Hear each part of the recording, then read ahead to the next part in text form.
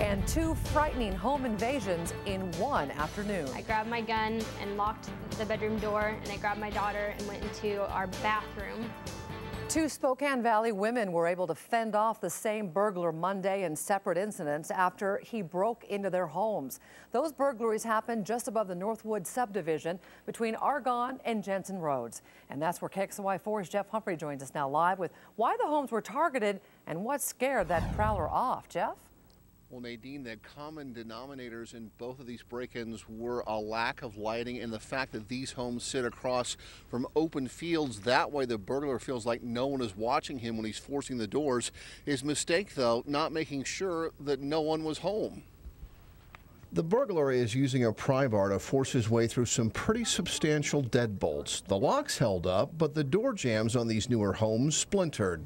I, heard a bump, which kind of sounded like our heat going on, and I came down a few minutes later and just kind of looking around, I noticed that our door frame was off, and that's when I realized somebody tried to get in our house. Fortunately, Audrey was upstairs and apparently made enough noise to scare off the intruder. She thinks the burglar has been casing her neighborhood. I think somebody had come by earlier to see if we were home, and then when they saw my husband leave later that afternoon, figured it was a good time to probably come in and rob our place. Just down the street, the same burglar also rang the bell several times at this home before prying his way through the locks.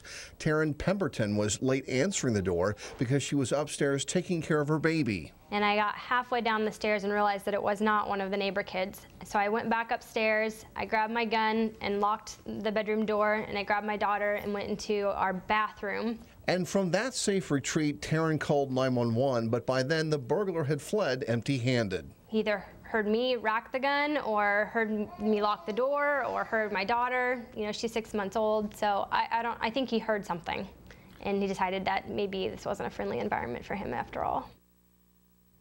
Taryn saw the burglar and told sheriff's deputies that he was a skinny white male about 6 foot 2 inches tall. Nadine? Very scary situations, Jeff. What else makes our homes a target for these would-be prowlers?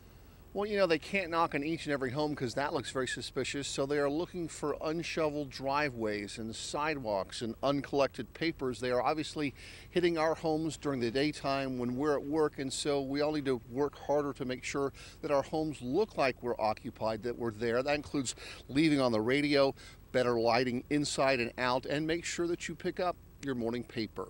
Reporting live on the Argonne Hill, Jeff Humphrey, KXLY4.